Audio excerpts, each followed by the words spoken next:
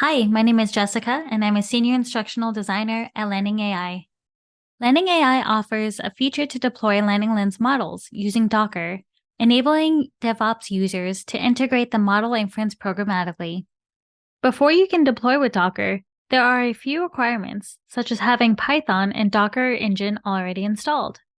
I'll show you how to install this image on Windows.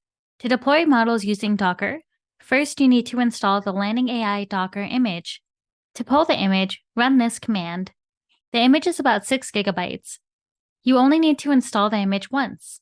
After you've downloaded the image, you're ready to launch an instance of it. And that's how you install the LandingAI Docker image. If you want to install a different version of the image, go to the Amazon ECR public gallery at this website. Visit the LandingAI Support Center and community for more information.